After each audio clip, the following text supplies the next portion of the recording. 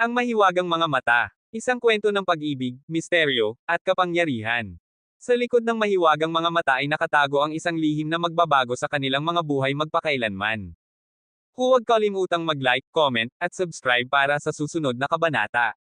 Pakinggan mula umpisa hanggang dulo para sa buong karanasan ng kwento. Kabanata 2801 hanggang Kabanata 2810. Kabanata 2801. Pag-isip niya nito, biglang pinagpawisan ng malamig si Leng Haoyo. Kung ang pamilya Hai ay gumawa ng gulo laban sa pamilya Leng dahil sa pangyayaring ito, siguradong mawawala sa medyo ang pamilya Leng. Hindi ko akalain na mula pala ito sa pamilya Hai ng Lejo. Nako, patay ako ngayon. Napakunot noo si Mo Hailan. Bilang isang taga-Mejo, kabisado ni Mo Hailan ang pamilya Hai ng Lejo. Sa ilalim ng kanilang napakalakas na impluensya, at dahil sa katayuan ni Hai Wuliang sa Xinwo Academy, ang pamilya Hai ng Lejo ay hindi rin nalalayo sa isang malaking pamilya gaya ng pamilya yon ng Shengzhou. Binibining Hailan, malakas ba talaga ang pamilyang Hai? Tanong ni Yehan ng kalmado.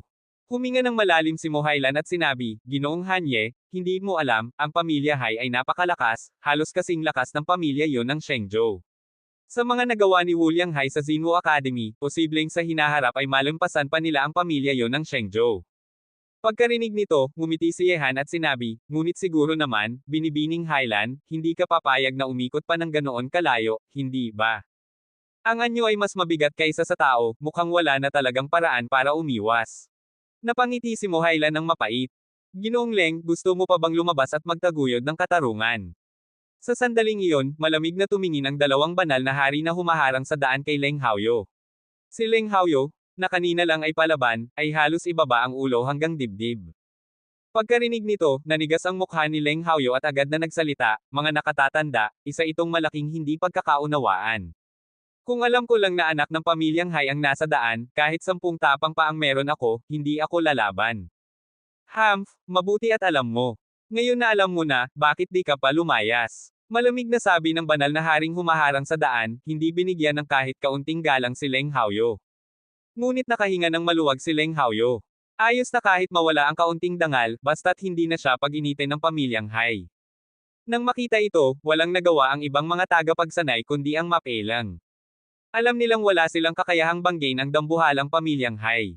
Kayo, dalawa. Kung si Ginoong Leng ay di kayang ipagtanggol ang katarungan, paano kung ako na lang ang gumawa? Biglang nagsalita si Yehan mula sa likuran, dahilan para mapatingin ang lahat sa kanya. Lalo pang lumamig ang mga mukha ng dalawang banal na haring humaharang sa daan. Ikaw, isang langgam lang, gusto mong magtaguyod ng katarungan. Ang pinakamatandang anak ng pamilyang Hai ang humaharang sa daan, lumayas ka na. Nang makita ni Leng Haoyo na tumindig si Yehan, kumislap ang kanyang mga mata at sinigawan si Yehan. Iniisip niyang kung malilinas niya ang langgam na si Yehan para sa pamilya Hai, baka makalimutan pa ng mga ito ang nangyari kanina. Sa kalsadang pangkalakalan, nang makita ni Yehan si Leng Haoyo na humaharang sa daan, bahagya siyang nagulat at natawa. Kanina lang ay binabastos ito ng pamilya Hai, pero ngayon ay nagmamagaling na naman sa kanya. Akala siguro nito ay madali siyang apihin. Nabigla rin si Mo Hailan sa ginawa ni Yehan. Agad siyang lumapit at nagsabi, Ginoong Hanye, hayaan mo na. Maglakad na lang tayo. Wala namang masama kung madagdagan ng isang araw ang biyahe. Binibining Hailan, inimbitahan ka rito, kaya bakit mo kailangang tiisin ang ganitong pambabastos sa daan? Bukod pa dyan, hindi ko talaga ugali ang umiwas, magaan ang ngiti ni Yehan habang nagpatuloy sa paglalakad. Langgam. Hindi mo ba narinig ang sinabi ko? Isinara ni Ginoong Hai ang daan, lumayas ka. Nang hindi siya pansinin ni Yehan, nabalot ng kadiliman ang mukha ni Leng Haoyo. Hindi niya napigil ang maglabas ng malamig na enerhiya ng pagpatay. Leng Haoyo, anong balak mong gawin? Nagbago ang ekspresyon ni Mo Hailan, ngunit tila wala na siyang magawa sa desisyon ni Yehan. Sino ba tong lalaking to? Alam niyang si Wuliang Hai ang humaharang sa daan pero nagmamatigas pa rin. Hindi ko alam, pero nakakagulat na ang isang 9 Revelations Supreme ay may ganitong tapang. Mas matindi pa kaysa kay Leng Haoyo. Pero kung ganyan siya kawalang ingat, mukhang malas ang aabutin niya. Pagkarinig sa mga bulungan, lalo pang dumilim ang mukha ni Leng Haoyo. Bigla niyang pinakawalan ang nakakapasong enerhiya at sinabi, hayop ka. Sinabihan na kitang lumayas, hindi mo pa rin naiintindihan. Sa sandaling iyon, tunay na nagalit si Yehan. Kaya pa niyang tiisin si Leng Haoyo ng 1 o 2 beses, pero hindi habang buhay. Biglang lumabas mula sa mga mata ni Yehan ang nakakatakot na liwanag ng kamatayan. Tinitigan niya si Leng Haoyo ng diretso. Sa isang iglap napatigil ang puso ni Leng Haoyo sa kaba, mula sa titig na iyon, naramdaman niya ang panginginig ng kaluluwa, at para bang pati dugo niya ay tumigil sa pagdaloy. Isang tingin pa lang, parang mawawala na siya sa mundo. Hindi ko gustong patayin ka, kaya huwag mo nang hilingin ang kamatayan mo. Ang tinig ni Yehan ay malamig na parang nagyayelong hangin, at tila pati ang espasyo sa paligid ay nagyayelo. Nanigas si Leng Haoyo. Ano nga ba ang naramdaman niya? Kamatayan. Imposible. Paano niya mararamdaman ang aura ng kamatayan mula sa isang langgam na Nine Tribulations Supreme? Hindi pwede. Siguro ay ilusyon lang iyon. Iyon lang ang paliwanag na kaya niyang paniwalaan. Kabanata 2802. Ngunit sa sandaling iyon, nakalampas na si Yehan kay Leng Haoyo at hinarap ang dalawang banal na haring humaharang sa kanyang daan. Binata, ano ang pangalan mo? May tapang ka, pero kung gusto mong mamatay, hayaan mong kami na ang magpadala sa iyo sa kabilang buhay. Malamig ang mga mata ng dalawang banal na hari, para bang sa paningin nila, si Yehan ay hindi isang tao kundi isang langgam lang na maaari nilang tapakan kahit kailan. Ang pangalan ko ay Hanye. Pero hindi ako gumagawa ng mga bagay na parang naghahanap ng kamatayan. Kung ayaw ninyong bugbugin ko kayo, mas mabuting tumabi na kayo. Ngumiti si Yehan. Dahil papasok na siya sa banal na estado, imposibleng magpaligoy-ligoy pa siya. Gayunman, ang pangalang Hanye ay hindi pa kilala sa lugar na iyon, kaya walang nakakakilala sa kanya. Pagkarinig sa sinabi ni Yehan, napangiwi ang mga tagapagsanay. Ang batang ito, hindi lang matapang, baliw yata. Napangiti ng mapait si Mo Hailan. Mukhang nagkamali yata ako ng paghusga. Ang lalaking ito, hindi lang isang karaniwang Nine Tribulation Supreme, kundi isang mayabang na Nine Tribulation Supreme. Samantala, si Leng Haoyo na nakabawi na mula sa pagkabigla kanina ay muling nakaramdam ng matinding galit. Sa isip niya, gusto na niyang durugin si Yehan. Pero hindi ko na kailangang kumilos. Itong langgam na to, mamamatay din ng walang paglilibingan.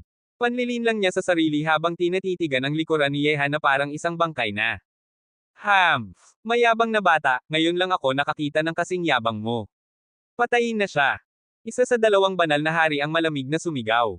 Sumulong naman ang isa, at biglang sumabog mula sa kanyang katawan ang napakalakas na enerhiya ng isang banal na hari, parang dambuhalang alon ng galit na tumama sa langit.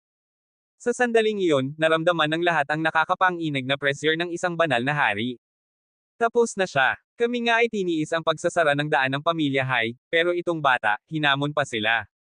Wala itong pinagkaiba sa pagpapakamatay, sabi ng mga tagapagsanay sa kanilang sarili. Maging si Mo Hailan ay wala nang magawa. Nagbago ang kanyang mukha, alam niyang kung makikialam siya, ang pamilya mo sa medyo ay tiyak na mapapahamak. Baka tuluyang mabura sa mapa ang kanilang angkan. Bata, mamatay ka na. Sa isang iglap, itinulak ng banal na hari ang kanyang palad, taglay ang napakatinding puwersa. Sa ilalim ng malamig na tingin ni Leng Haoyo, tila gustong durugin ng palad na iyon si Yehan hanggang maging pulbos.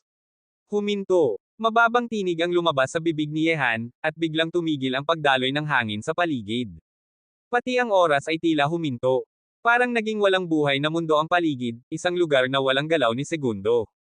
Ang palad ng banal na hari ay nanatiling nakabitin sa ere, parang naipit sa kawalan. Dahan-daang naglakad si Yehan. Sa kabila ng tila mabagal na galaw, sa isang iglap ay nasa harapan na siya ng banal na hari. Itinaas niya ang daliri at itinuro ito sa pagitan ng mga kilay ng hari.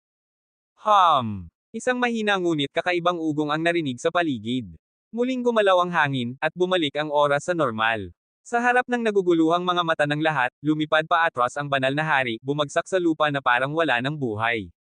Natigilan ang lahat. Hindi nila alam kung ano ang nangyari. Sa nakita nila, walang malakas na pagsabog, walang labanan. Nakita lang nila na itinuro ni Yehan ang daliri niya, at ang banal na hari ay bumagsak na lang.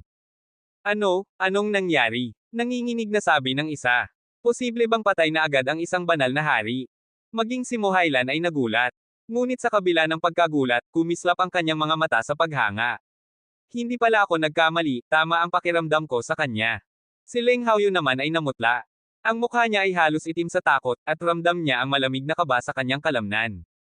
Bata, anong ginawa mo? Galit na sigaw ng natitirang banal na hari.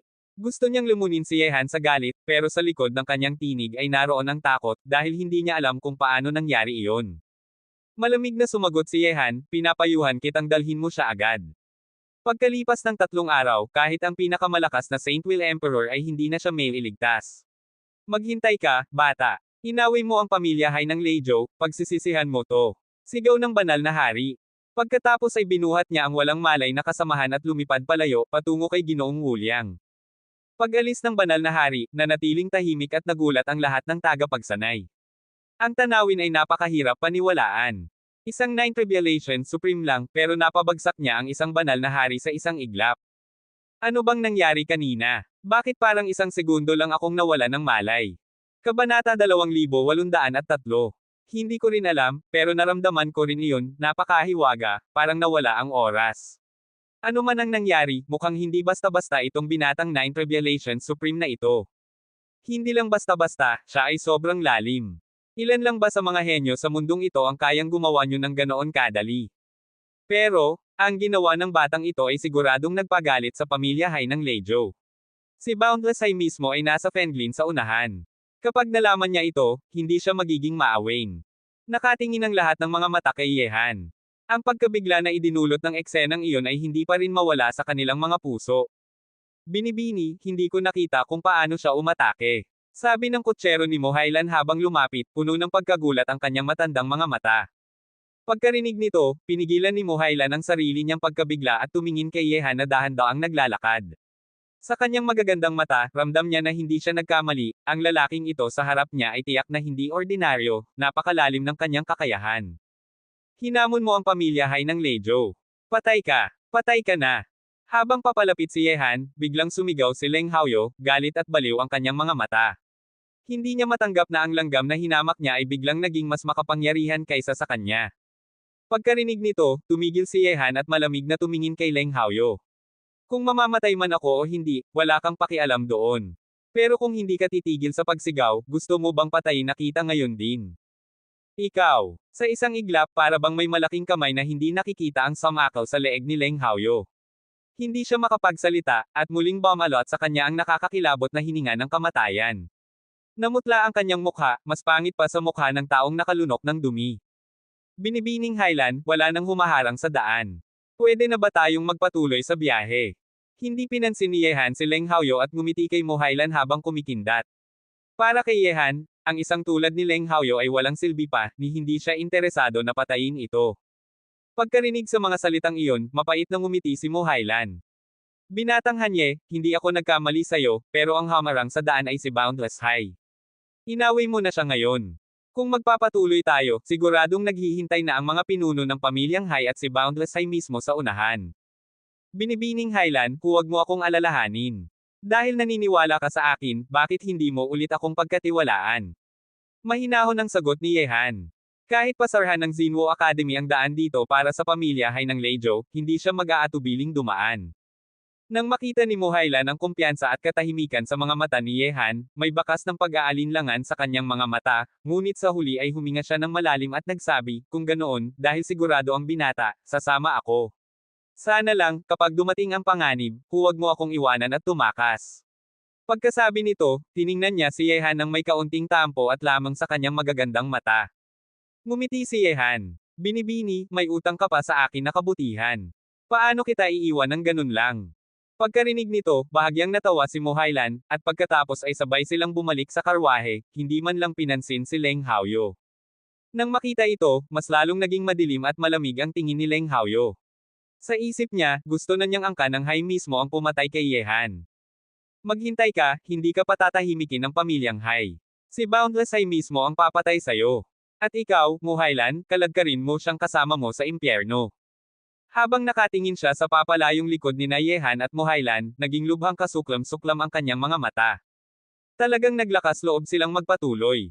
Si Boundless Hai at ang mga pinuno ng pamilyang Hai ay nandoon mismo sa unahan.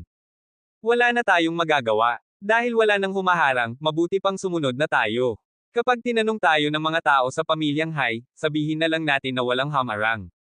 Tama. At saka, nandyan naman ang batang iyon sa unahan, siya na ang tatanggap ng galit ng pamilyang Hai. Pero na, tingnan natin ang mangyayari.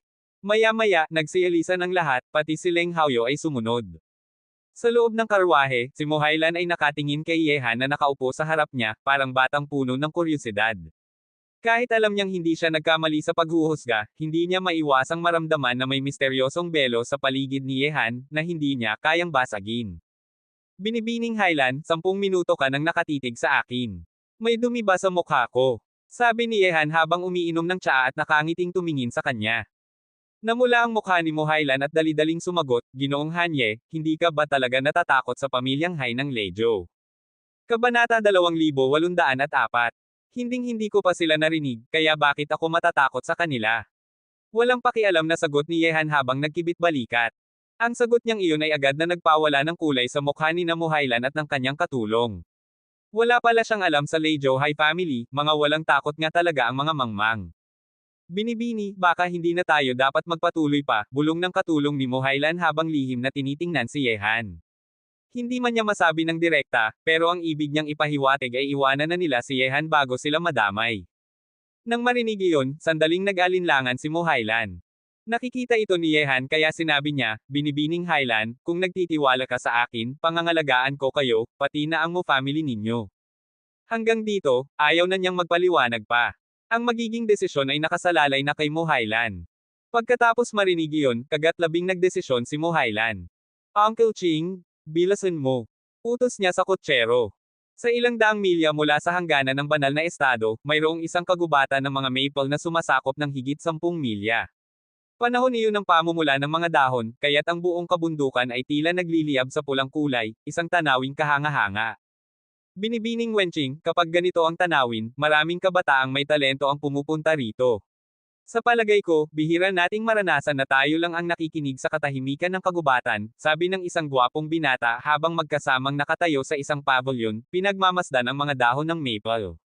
Ang kasama niyang babae ay napakaganda, perpekto ang hubog ng katawan, at may maaliwalas na presensya na parang isang diwata. Isang beses lang dapat pumunta sa ganitong lugar, marahan niyang tugon. Dahil kapag bumalik ka pa, mawawala na ang ganda ng unang karanasan. Lahat ng bagay ay pinakamaganda kapag unang beses mo palang nakikita. Ang tinig ni Nan Wenching ay malamig at kalmado, nakakaaliw sa pandinig. Hehe, tunay ngang karapat-dapat kang tawaging kagandahan ng Wenching Valley, napakaganda ng iyong pananaw. Magalang na tugon ni Boundless Hai, habang nakatingin kay Nan Wenching. Magkasama silang parang perpektong magkasintahan. Ngunit sa kalagitnaan ng katahimikan, napakunot ang noo ng isang lalaki sa labas ng pavilion. May mabagsik na pagnanasa sa pagpatay sa kanyang mga mata. Agad itong napansin ni Boundless Hai. Shizin, ano ang nangyari? Malamig niyang tanong. Panginoon, sagot ng lalaking nagngangalang Shizin, may mga taong tumago sa harang na inilagay natin at sinaktan ang mga tauhan ng Hai family. Paparating na po sila rito.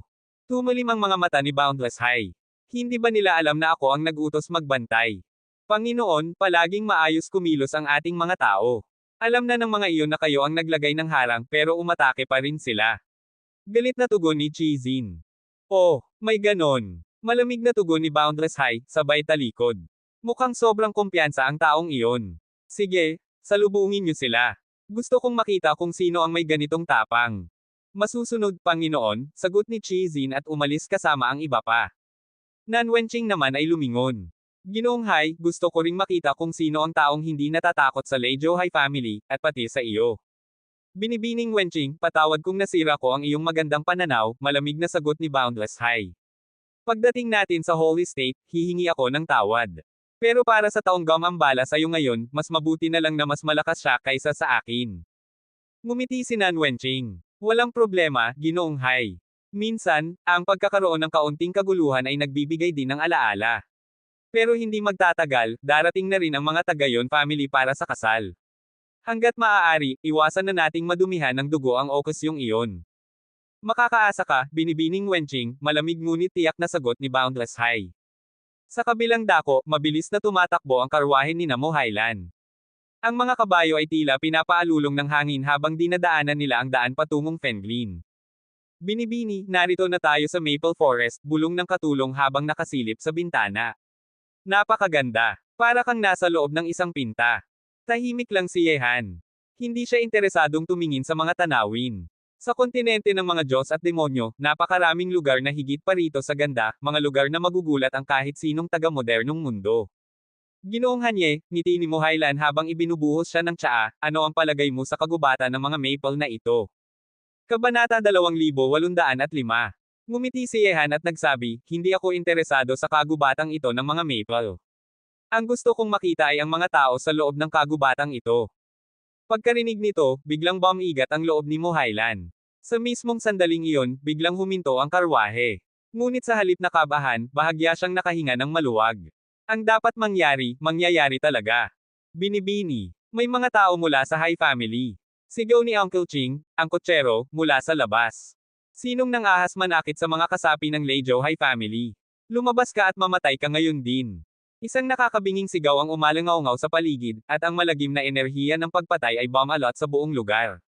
Dahil sa tindi nito, nagsimulang manginig at magingay ng malakas ang mahigit 100 kabayo, tila gusto ng tumakas.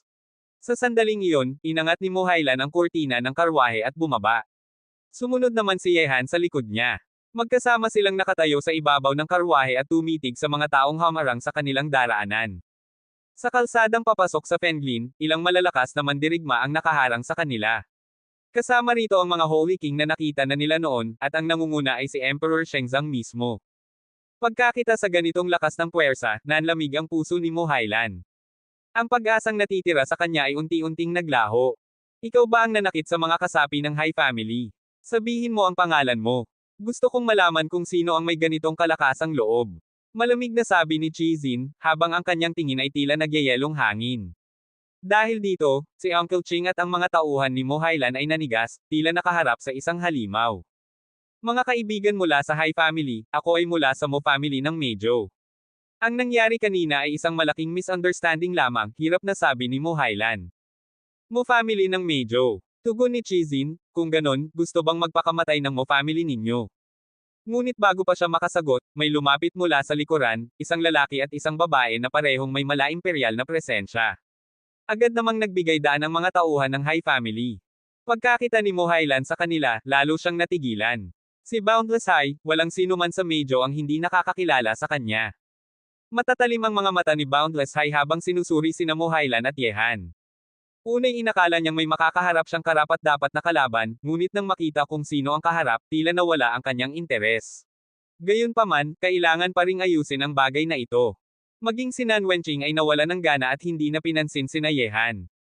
Ignorante. Nilapastangan ninyo ang harang ng aking Hai family, sinaktan pa ninyo ang mga kasapi namin at pati ang mga taga Mo family.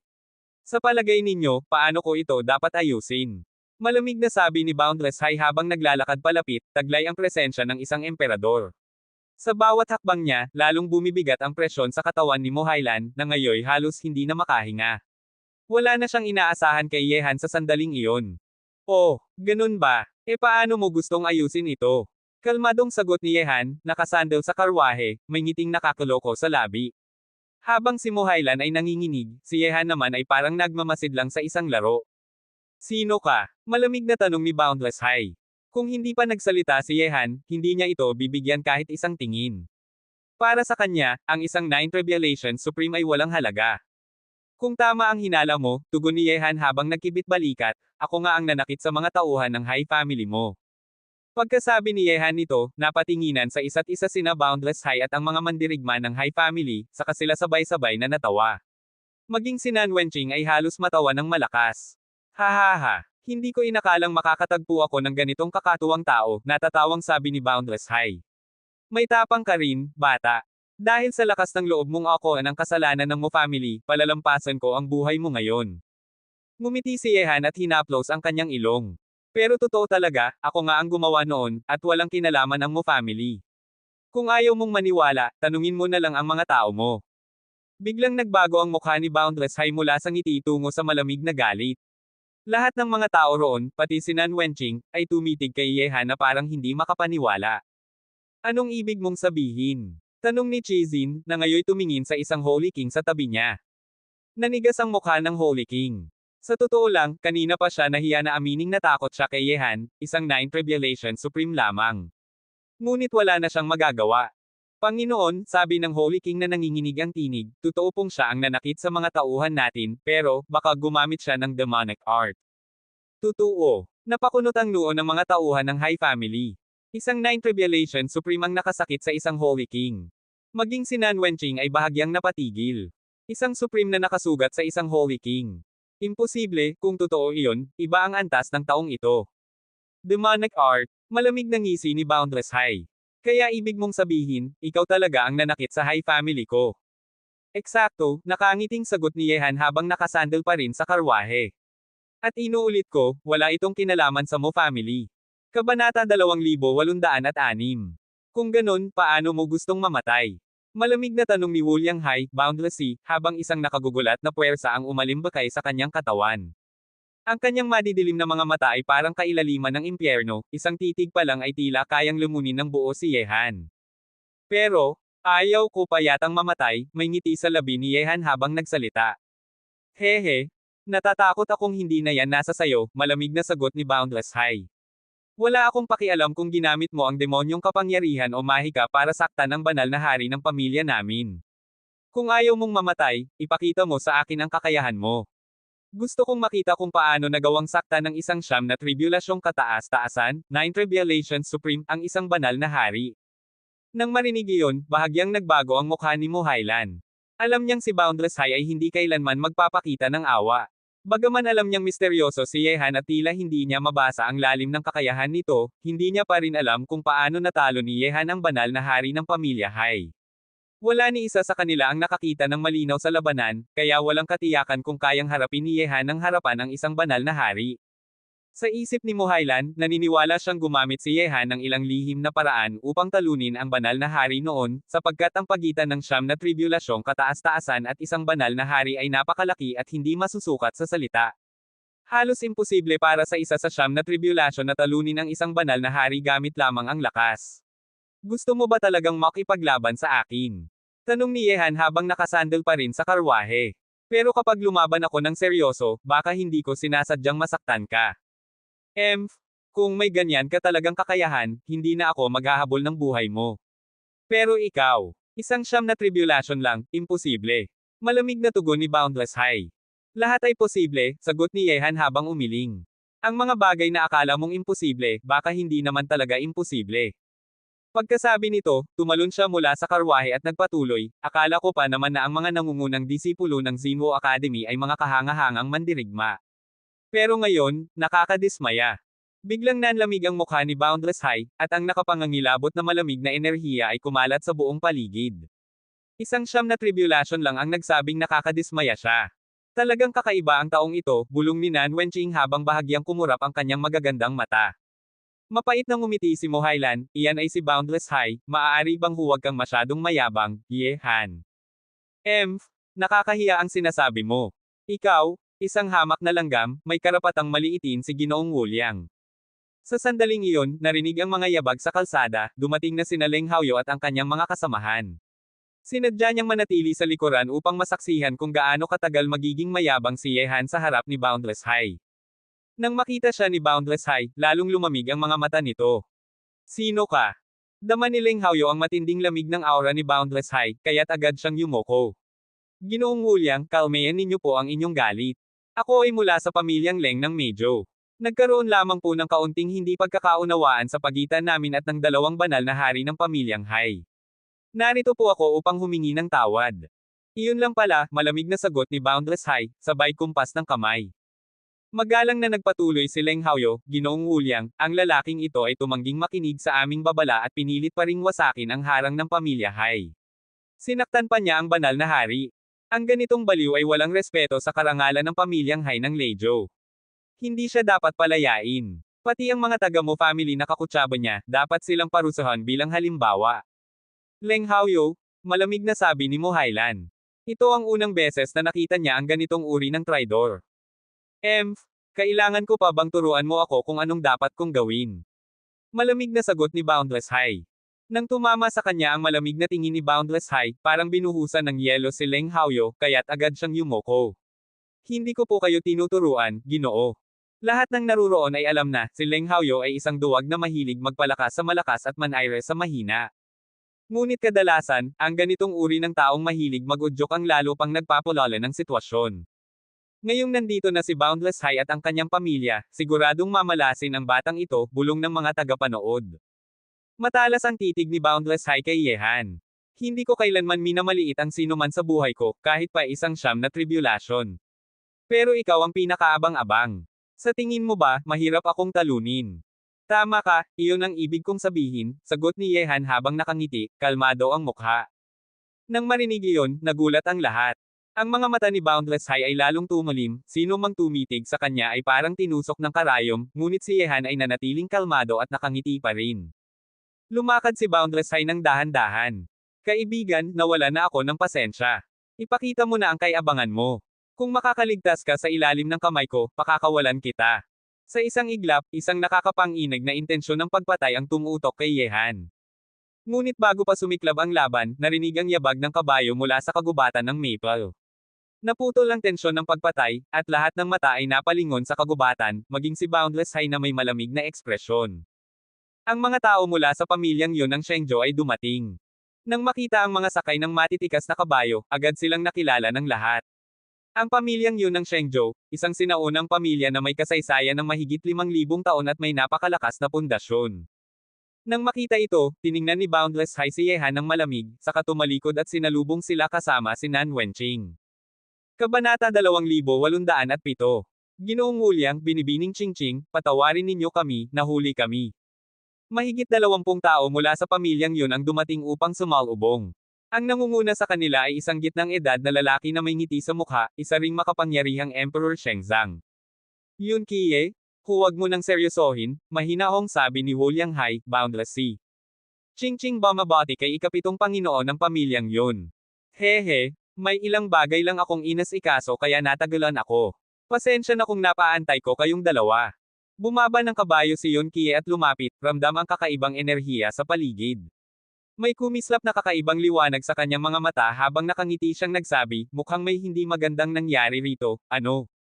May nadaanan lang kaming isang baliw, malamig na sagot ni Boundless High habang tumingin kay Yehan ng walang emosyon.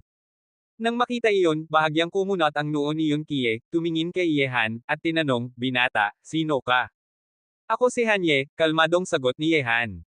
Ano? Ikaw si Hanye. Biglang nayanig ang puso ni Yun Qiye sa narinig. Ikaw nga si Hanye. Nanlaki ang mga mata ni Yun Qiye habang nakatitig kay Yehan, hindi inaalis ang tingin. Ang pangalang Hanye ay kumalat na sa mga mataas na kasapi ng pamilyang yun, ngunit hanggang ngayon ay hindi pa siya sigurado kung ang Hanye bang ito ang tinutukoy nila sa mga ulat ng pamilya. Nang mapansin ng mga tao sa paligid ang biglang pagbabago sa ekspresyon ni Yun Qiye, napakunot din ang kanilang noo. Kilala ba talaga ni Yun Qiye itong si Hanye? Pero parang hindi tama, kung kilala niya, bakit hindi agad niya ito nakilala pagdating pa lang? Nanatiling malamig ang mga mata ni Boundless High, ngunit may kakaibang kislap sa kanyang mga magulang. Ang ikapitong Panginoon ng pamilyang yun ay hindi basta-bastang tao, isa siyang Emperor Shenzang at may mataas na katungkulan. Bihira siyang magpakita ng gulat, kaya't nakapagtataka. Dahil ba ito sa batang siyam na tribulasyong kataas-taasan na ito?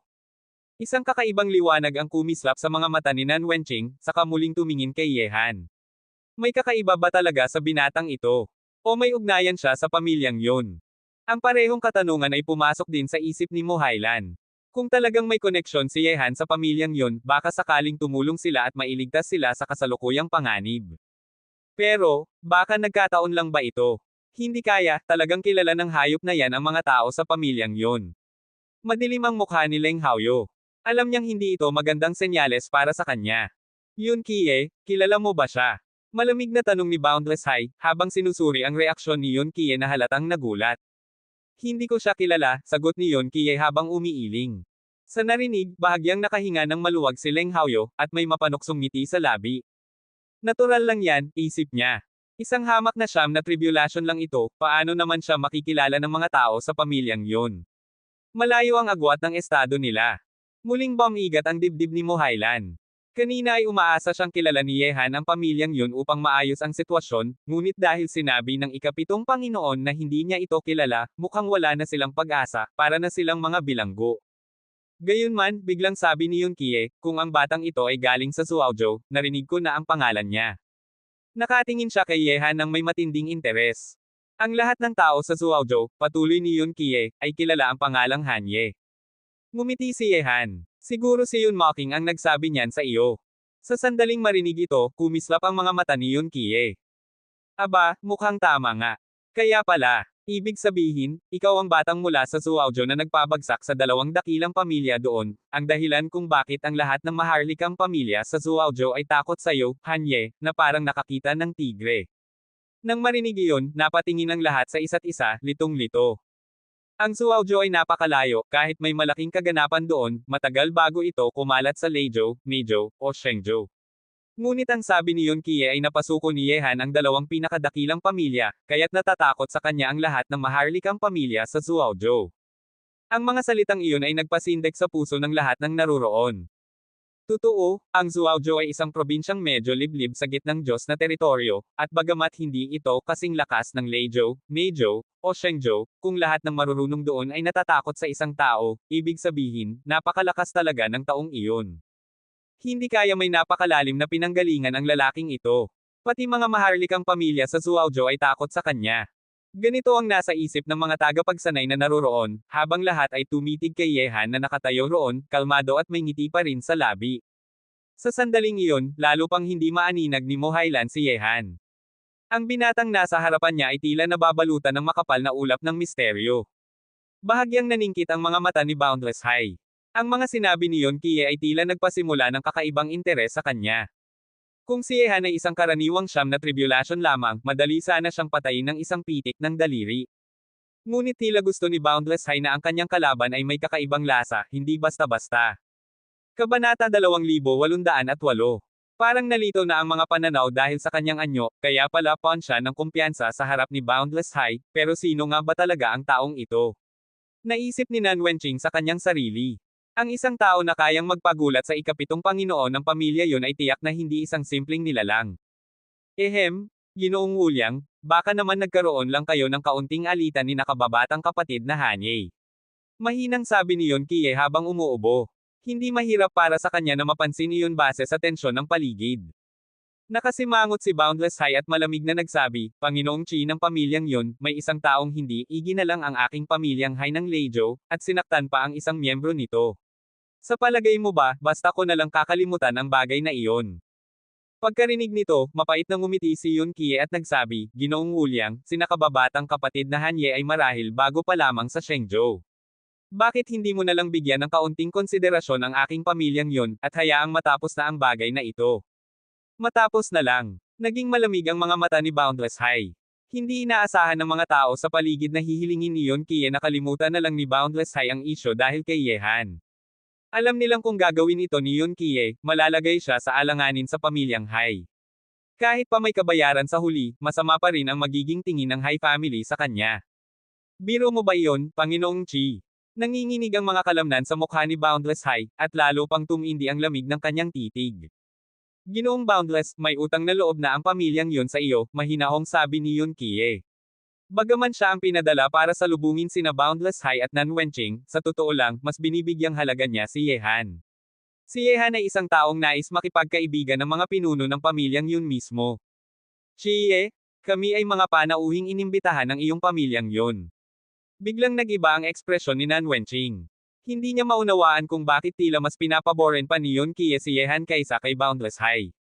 Pati si Mo Hailan ay naguguluhan na rin. Kahit alam ni Yun Kie ang tungkol kay Yehan, bilang taong pinadala upang salubungin ang mga bisita, hindi ba't nararapat lamang na panig siya kay Boundless High? Kahit sa pamamagitan ng pakikialam o pag-aayos, hindi naman dapat ganito kapabor kay Yehan, hindi ba? Sino ba talaga ang lalaking ito? Tahimik na tanong ni Mo Hailan sa kanyang sarili habang nakatingin sa likod ni Yehan, at lalo siyang naguluhan.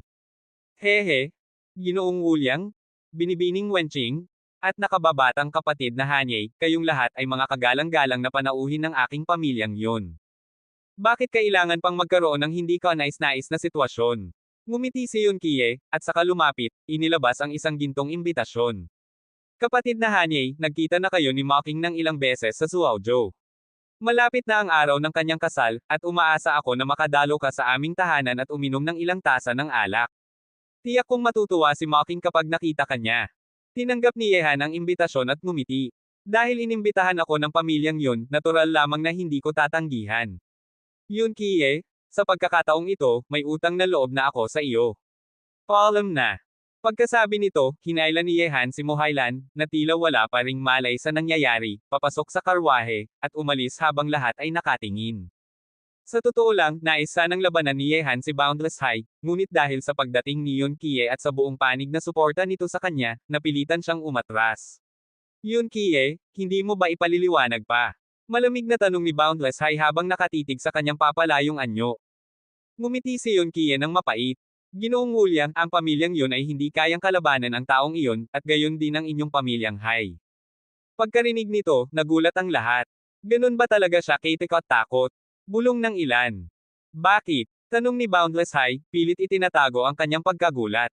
Sapagkat karapat-dapat siyang umupo sa parehong antas ng unang emperador, tugon ni Yun Kie. Sa pagbanggit niya ng mga salitang iyon, nanatili pa rin ang pagkagulat sa kanyang mukha. Karapat-dapat siyang umupo sa parehong antas ng unang emperador. Ang mga salitang iyon ay umalingaw-ngaw sa paligid, at nagdulot ng pagkabigla sa lahat ng naruroon. Sino ba ang unang emperador? Lahat sa gitnang lupain ng mga Diyos ay kilala siya. Mula nang maabot niya ang antas ng hari ng mga Diyos, kumalat sa buong mundo ang kanyang pangalan. Nasa tuktok siya ng mga ulap, at bilyon-bilyong henyo ang napipilitang tumangala sa kanya. At si Yehan, isang karaniwang, Nine Tribulation Supreme, ay karapat-dapat daw umupo sa parehong antas ng unang emperador. Kung ang mga salitang ito ay nanggaling lamang sa bibig ng isang karaniwang tao, hindi sana maniniwala sina Boundless High, Nan Wenqing, at ang iba pa. Ngunit ang nagsabi nito ay ang mismong ikapitong Panginoon ng pamilyang yun, isang makapangyarihang, Emperor Shenzang. Hindi siya magbibiro sa ganitong bagay. Yun Kie, nagbibiro ka ba? Tanong ni Boundless High, naninigas ang mukha, tila ayaw pa ring maniwala. Paano magiging kasing antig ng unang emperador ang isang karaniwang ant ng Nine Tribulation Supreme? Sigaw ni Leng Haoyo, puno ng galit at pagkabaliw sa mukha. Langgam. Malamig na sabi ni Yun Kie habang nakatitig kay Leng Haoyo. Binata, ayokong marinig muli ang salitang iyon. Kung siya ay langgam, ano ka naman? Pagkarinig nito, bumalot ang malamig na pawis kay Leng Haoyo. Kayang-kaya niyang hamanin si Yehan, ngunit hindi niya kayang kalabanan si Yun Kie ng pamilyang yun. Yun Kie, tila may alam ka tungkol sa kanya. Maaari mo bang ipaliwanag sa amin? Tanong ni Nan Wenqing. Ang mga kamangha-manghang nilalang at pinakadakilang figure ng lahat ng lahi sa kontinente ng Diyos at demonyo ay mabibilang lamang sa 2 kamay, ang unang emperador ng lahi ng mga Diyos, ang mga prinsipe ng lahi ng mga halimaw, si Wang Chui ng lahi ng mga Diablo, si Yehan ng lahi ng tao, at si Kang Tianzo. Sila ang mga nilalang na nasa tuktok ng lahat, tinitingala ng mga henyo sa buong mundo, ngunit kailanman ay hindi pa namin narinig ang pangalang Hanye. Kabanata 2809. Pagkarinig nito, sinabi ni Yun Kie, tungkol sa Hanye na iyon, hindi ko siya kilala noon, ngunit ang nagsabing karapat-dapat siyang maging kapantay ng unang emperador ay hindi ako, kundi ang pinuno mismo ng aming pamilyang yun. Ang pinuno ng pamilyang yun. Pagkarinig sa sinabi ni Yun Kie, muling nabigla ang lahat ng naruroon. Ang pinuno ng pamilyang yun ay hindi basta pinuno lamang, kundi ang pinakamakapangyarihang tao sa kanilang angkan, isang sobrang lakas na nilalang sa antas ng Holy Wheel Emperor. Kahit ang ganoong kalakas na tao ay nagsabing ang kabataang iyon ay karapat-dapat maging kapantay ng unang emperador, anong dahilan pa ang mayroon sila upang pagdudahan ito? Nagpatuloy si Yun Kie, marahil ay hindi ninyo alam kung gaano kakilabot si Hanye. Ginoong Wuliang, mabuti na lamang at hindi mo siya hinarap kanina. Kung hindi, baka iisa lang ang magiging resulta, ang talunan ay mamamatay. Hindi ako nananakot, ngunit si Hanye ay tinalo ang isang semi-sage sa Zuaozhou gamit lamang ang isang daliri, at pumatay ng banal na hari, Holy King, gamit ang isang suntok. Para sa kanya, ang pagpatay sa isang banal na hari ay kasing dali lamang ng pagpatay ng manok o aso. Ano? Sa sandaling iyon, tunay na takot ang lumitaw sa mukha ng lahat. Pati sina Nan Wenqing at Boundless High ay hindi may tatago ang pagkagulat sa kanilang mga ekspresyon. Ang mga eksperto mula sa pamilyang Hai ay nagulat din. Si Leng Haoyu naman ay halos mapaupo sa lupa dahil sa narinig. Yun Kie, totoo ba ito? Hirap na tanong ni Nan Wenqing. Napagtanto niyang ang taong minamaliit nila kanina ay tila sila pa pala ang hindi pinapansin, dahil hindi sila itinuturing ni Yehan na kapantay niya. Nakakatawa, dahil sila pa ang nagmataas sa harap ng isang napakabihirang nilalang. Siyempre totoo. Wala nang hindi nakakaalam nito sa Zuaozhou ngayon, at ako mismo, si matandang Yun Konglong ng pamilyang yun, at si Muqing ay nasaksihan iyon sa aming sariling mga mata, sabi ni Yun Kie. Bukod pa rito, ilang araw lamang ang nakalipas ay may bagong balita mula sa Zuaozhou. Si Hanye ay pumasok sa Wuji State at sinamsam mag-isa ang lahat ng kayamanan sa lihim na lugar ng Burning Temple, dahilan upang magalit ang lahat. Nagtipon ng mga monghe ng Wuji State at naglatag ng bitag sa pasukan, hinihintay siyang lumabas, ngunit si Hanye ay humarap sa kanila, pinagsasapak ang mga banal na hari, piniga ang isa gamit ang kamay, at walang awang pinaslang ang 7,000 tao. Tinalo rin niya ang 5 kalahating banal, half-saint, na nagsanib puwersa, dahilan upang yumanig ang buong Wuji State. Pagkarinig nito, lalo pang tumindi ang pagkagulat ng lahat, at biglaang nagbago ang ekspresyon ng kanilang mga mukha. Maaaring tsamba lamang kung minsang nakapatay ng isang banal na hari, ngunit kung paulit-ulit niya itong nagagawa, napakalakas niya. Hindi na nakapagtataka kung bakit niya nasaktan ang banal na hari ng aking pamilyang Hai. Madiing sabi ni Boundless Hai habang mahigpit na nakasuntok ang kamay. Napagtanto niyang ang kabataang iyon ay hindi niya namalayang itinuring na mataas na sa kanyang puso.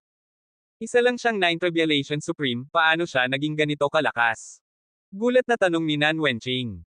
Hindi rin alam ng aming pamilyang yon, umiling si Yon Kie at nagsabi, ngunit ayon sa mga sabi-sabi, si Hanye ay sinusuportahan ng isang sinaunang pamilya o sinaunang sekta. Bagaman hindi pa ito napapatunayan, may isang makapangyarihang tao na laging nagbabantay sa kanya, isa ring nilalang sa antas ng Holy Wheel Emperor. Ang nilalang na iyon ay nagpakita mismo noong nasa Zuozhou siya. Muli na namang naglabas si Yon Kie ng nakakagulat na impormasyon, at lahat ng naruroon ay nakaramdam na parang ang kabataang iyon ay umaangat na sa antas ng isang Diyos-tao. Mahigpit pa ring nakasuntok si Boundless Hai, ngunit hindi pa rin niya mapigil ang manginig sa labis na pagkagulat. Ginoong Wuliang, buntong hiningang sabi ni Yon Kie, hayaan na lang nating matapos dito ang bagay na ito. Kung talagang magkaharap kayo, walang makapagsasabi kung ano ang magiging resulta. Alam ni Yon Kie na sa totoo lang, habang pinuprotektahan niya si Yehan, tinutulungan din niya si Boundless Hai, sapagkat siya lamang ang lubos na nakakaalam kung gaano katindi si Yehan. Bagaman makapangyarihan ang pamilyang Hai ng Leizhou, hindi sigurado kung kaya nilang tapatan ang kabataang iyon. Sa daan ng kalakalan, mabilis pa rin ang pagtakbo ng karwahe. Simula nang ligtas silang makaalis sa Fenglin, walang tigil si Mo Hailan sa pagtatanong kay Yehan. Pati ang kanyang kasambahay ay nakatingin kay Yehan na may kumikislap na mga mata. Si Uncle Ching, ang kotsero, ay paminsan-minsang nagtatanong din ng may halong kuryosidad. Ngunit sa harap ng sunod-sunod na tanong ni Mo Hailan, nanatiling tahimik si Yehan. Habang nakaupo si Yehan sa tapat niya, nakakross ang mga binti at mukhang relax, napahigpit ng ngipin si Mo Hailan sa inis. Habang mas tahimik si Yehan, lalo siyang naguguluhan. Ang kanyang kuryosidad tungkol kay Yehan ay umabot na sa antas ng pagkauhaw sa kaalaman. Well, Miss Hailan? Sabi ni Yehan na may bahid ng biro, huwag mo naman akong titigan ng ganyan. Baka isipin ng mga tao na isa akong walang pusong lalaki na iniwan ng asawa at anak. E di sabihin mo na lang sa akin. Mariing sagot ni Mo Hailan habang unti-unting nagiging kaakit-akit ang kanyang mga mata. Hindi siya tumigil sa pagtitig kay Yehan, gumagamit na siya ng beauty trick. Napailing si Yehan at sinabing, tama na yan, huwag mo akong titigan ng ganyan. Hindi ako bato, baka hindi ko kayanin yung mga tingin mo. Kilala ko lang naman ang isang tao mula sa pamilyang yon, kaya wala talagang espesyal. Master Hanye, sa palagay mo ba maniniwala ako roon? Muling pumikit sabay ikot mata si Mo Hailan. Kung pamilyar ka lang, bakit kailangang ipagtanggol ka ng ikapitong Panginoon ng pamilyang yon at suwayan pa ang pamilyang Hai para sa iyo? Binigyan ka pa niya ng Supreme Invitation Card, na kahit si Boundless Hai ay wala niyan. Sinasabing espesyal yon at ibinibigay lang sa mga makapangyarihang tao. Kinuha ni Yehan ang kumikislap na gintong imbitasyon at tiningnan ito. Hindi niya alam kung anong uri ng material ang ginamit, ngunit may mga ukit na dragon at phoenix dito, napaka-majestiko. Kung may makakaalam na nabigyan ka ng Supreme Invitation Card ng pamilyang yon, siguradong kaiinggitan ka ng marami. Tumingin din si Mo Hailan sa imbitasyon na may halong pagkainggit. Ang pagbibigay ng ganoong imbitasyon kay Yehan ay patunay kung gaano siya kahalaga sa puso ng pamilyang yun, simbolo iyon ng kapangyarihan at dangal. Maganda nga, sabi ni Yehan ng casual, pero imbitasyon lang naman ito. Ibinaba niya iyon sa mesa, ngunit nabas ito ng bahagya sa tubig, kaya agad itong kinuha ni Mo Hailan at pinunasan ng maingat. Ingat ka, sabi niya. Narinig ko na 5 lang daw ang ganitong Supreme Invitation Card na inihanda ng pamilyang yun. Isa na iyan sa iyo, at ang 4 pa ay nasa kamay ng mga makapangyarihang tao. Gustong-gusto mo pala, bakit hindi ko na lang ibigay sa iyo? Ngiti ni Yehan. Para sa kanya, wala lang iyon. Kung hindi lang dahil kay Yon Kie na tumulong at nag-aanyaya sa kanya sa kasal, hindi na sana siya nakialam. Wala rin namang silbi kung ibigay mo, sabi ni Mo Hailan. Ang Supreme Invitation ng pamilyang yun ay nakapangalan sa taong pinagbigyan. Kung gamitin ko ito, baka sipain pa nila ako palabas ng bahay nila. Pero siya nga pala, nasa banal na estado, holy state, na tayo ngayon, ano ang plano mo? Plano. Sagot ni Yehan matapos mag-isip. Pupunta ako sa Zinwo Academy, may mga bagay akong kailangang asikasuhin doon. Kabanata 2810. Zinwo Academy. Tiningnan ni Mohailan si Yehan ng may pagtataka at sinabi, ang lugar na iyon ay itinuturing na banal na lugar sa isipan ng napakaraming henyo sa Central God Territory. Kapag tinawag kang henyo doon, ibig sabihin ay tunay kang henyo, dahil ang pagsusuri sa Zinwo Academy ay napakahigpit, sa 10,000 tao, 10 lang ang pumapasa. Ganon kahirap. Medyo nagulat si Yehan. Sabi ni Mohailan, syempre, kung hindi, akala mo ba ganon kadaling makapasok sa Zinwo Academy? Sa loob ng akademiyang iyon, puro mga tunay na henyo. Kung may makalampas sa kanila, siguradong magiging pinakamataas na henyo sa Central God Territory. Narinig ko rin na sa kasal ng pamilya yon, inimbitahan din ang mga tao mula sa Zinwo Academy. Makikilahok din ang Zinwo Academy. Tinaas ni Yehan ang kilay. Alam mo ba kung sino mula sa Zinwo Academy ang pupunta sa kasal ng pamilya yon? Hindi ko alam, umiling si Mohailan. Pero narinig kong may ilang makapangyarihang henyo mula sa Zinwo Academy ang pupunta. Nasa parehong holy state ang Zinwo Academy at ang pamilya yon, kaya tiyak na may mahahalagang tao sa akademya na dadalo. Ngumiti si Yehan at sinabi, ibig sabihin, magiging masigla ang kasal ng pamilya yon. Syempre, sagot ni Mohailan. Pero medyo matagal pa bago ang kasal ng pamilya yon. Nasa holy state na tayo, saan mo gustong pumunta muna? Plano sana ni Yehan na pumunta muna sa Zinwo Academy, pero dahil pupunta rin doon ang mga tao ng akademya sa kasal ng pamilya yon, nagbago siya ng isip. Maaari niyang makilala ang mga ito doon, at sabay alamin ang tungkol sa number 1 Divine Feast under the Heavenly Emperor. Alam ni Suzuko na ang number 1 Divine Feast ay nasa Zinwo Academy, pero eksakto kung saan, tanging mga tao lang ng akademya ang nakakaalam. Ito ang unang beses mong pumunta sa Shenzhou, gusto mo bang ako ang maglibot sa iyo? Mungkahi ni Mohailan nang makita siyang nag-iisip. Matapos magmuni-muni, tumango si Yehan. Mas pamilyar si Mohailan sa Shenzhou kaysa sa kanya. Nang pumayag si Yehan, kumislap ang tuwa sa mga mata ni Mohailan. Bagaman hindi ito hayagang ipinakita ni Yehan, alam niyang may oras pa siya para makilala ito ng mas mabuti. At gaya ni Yehan, isang misteryosong lalaki na may tila napakalakas na pinanggalingan, natural lamang na gustong kilalanin ni Mohailan ng husto. Di nagtagal, mabilis na tumakbo ang karwahe ni Yehan hanggang sa makarating sila sa labas ng isang napakalaking lungsod sa Shenzhou. Bilang isa sa pinakamakapangyarihang rehiyon sa Central God Territory, hindi maikukumpara dito ang mga lugar tulad ng Zhuozhou at Wuji, maging ang mga kapangyarihan dito ay napakalaki at napakalawak. Dito, karaniwan lang makakita ng mga Holy King, pati Holy Emperor. Paminsan-minsan, may mga henyo ring dumadaan sakay ng malalakas na halimaw, gayon din ang ilang mga makapangyarihang nilalang. Pagdating sa Shenzhou, medyo pagod na sina Yehan. Kaya't pagpasok nila sa lungsod, naghahanap sila ng matutuluyang bahay pahingahan, naligo ng maayos, at pagkatapos ay nagtungo sa restaurant para maghapunan. Pagbaba ni Yehan, naroon na si Mohailan at kumakaway sa kanya. Nakatayo sa likod niya sina Uncle Ching, ang kotsero, at ang kanyang alila. Ang tagal mo. Halika na, pakinggan natin ang mga balita tungkol sa Central God Realm, sabi ni Mohailan habang pinauupo si Yehan, sabay nakinig ng may interes sa mga usapan sa paligid ng restaurant. Si Kang Tianzan ang lahing tao at ang unang emperador ng mga Diyos, hindi pa tiyak kung sino ang mas malakas, pero ako, mas pabor sa unang emperador. Narinig kong si Kang Tianzan ay kalahating banal na sa ngayon, pero ang unang emperador ay isang God King, ang Holy King ng lahing tao. Tama. Bagaman hindi nasusukat ang kapangyarihan ng mga pambihirang nilalang ayon sa antas nila, kapag may agwat sa antas, mas malaki pa rin ang tsansa ng mas mataas. Sayang nga, narinig kong nagpunta si Kang Tianzan sa seminaryo para hamanin ang unang emperador, pero nagkulong daw ito sa pag-eensayo. Kung hindi lang sana, baka nasaksihan natin ang laban ng dalawang pambihirang halimaw. Talagang sayang. Ngayon, nagtitipon ang mga pambihirang nilalang ng iba't ibang lahi sa Central God Realm. Kapag nagtagpo sila, siguradong dudurog ang kalangitan sa tindi ng labanan. Pero sa ngayon, mula sa lahing tao, si Kang Tianzan lang ang lumitaw. Hindi pa lumalabas si Yehan, pati si Wang Chuyi ng Demon Clan. Pero sabi nila, ang 10 prinsipe ng Demon Clan ay nasa Central God Realm na. Kailan kaya lilito ang iba pang pambihirang nilalang? Malapit na siguro. Lumitaw na ang mga lungsod ng tadhana, kaya hindi na sila makapaghihintay pa. Pero narinig ko ring nabigo si Kang Tianzan sa laban-laban sa unang emperador, kaya hinamon niya naman ang unang prinsipe ng Demon Clan.